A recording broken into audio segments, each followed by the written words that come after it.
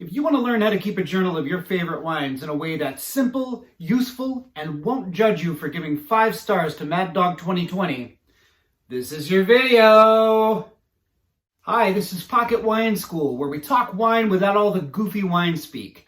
I'm Tommy, and right now we're talking about creating a journal that will actually help you make better wine purchases in the future. 5 steps. Let's go! So if you follow only one of these steps, this is the one to follow. Take a picture of the bottle and save it on your phone in an album marked, and this is the tricky part, wine. If I drank a thimbleful of Pinot Noir for every customer I've had who said, I can't remember the name, but I would know that bottle if I saw it, I would be floating face down in a tank of that Pinot Noir. So use that multimedia studio you have in your back pocket and take a picture.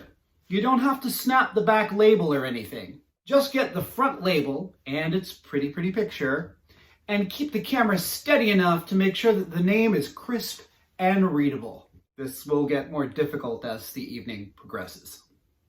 Next up, jot down the most important things. Where you are, who you're with, the date, and if you're out to eat, write down what you're eating.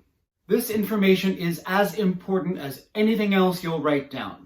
Our brains tend to cluster experiences. So if you can attach that wine to a person, an evening, a place, and your companions, it'll be a lot easier to bring those flavors to mind later. And be brief. A word or two about each thing should be sufficient. At McDonald's, second date with Grimace, April 20th, ate it with 2 McDoubles. What? Grimace is a very gentle lover. There's a ton of information on the label, but right now, you don't need most of it. Just write down the essentials. After all, you're out to dinner or to a bar. It ain't time for reading no wordy words.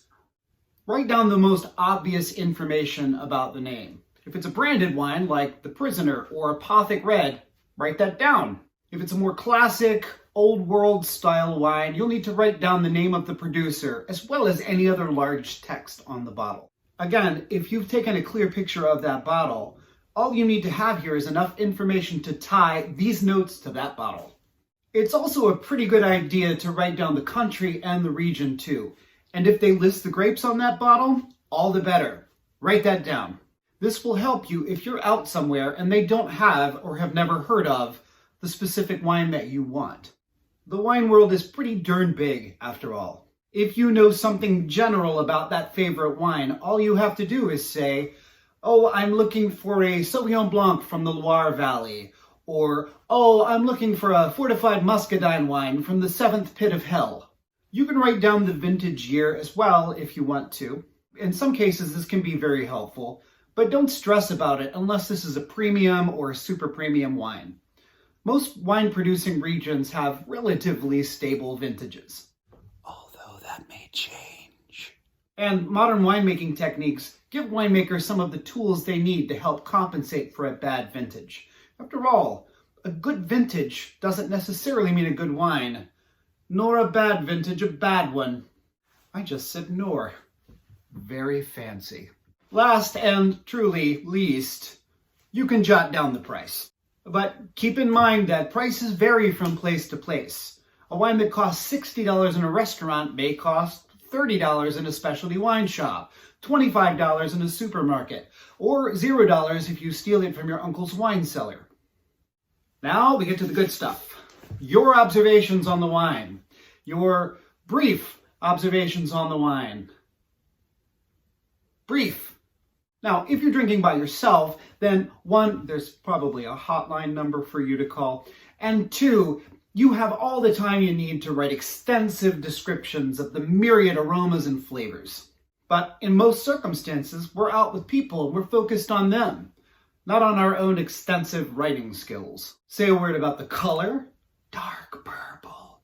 The first flavor that comes to mind, chocolate-covered strawberries. And the body, rockin' body. And that's it. I know that from Instagram, it seems like our noses should stay in the glass for at least half an hour after eating, but that's really unnecessary unless you love doing it. Focus on how the wine complements your meal, your evening, your life. Don't max out on the wine itself. I mean, as perfect a beverage as it is. No, I wasn't saying you aren't important. Can we talk about this at home, please? And finally, mark down your assessment in a word or two. Don't write a lengthy review, just a sticky note to your future self. Fantastic! Looked better than it tasted. Sent Grimace to the ER. Just something to remind yourself what you thought about the wine tonight. And if you hated it and are worried that you're going to forget and buy it again, just write the word NO in your notes and underline it. Other than the time it takes you to actually drink the wine, this entire process should take less than a minute. But it will save you so much time when you're going on to buy that next bottle.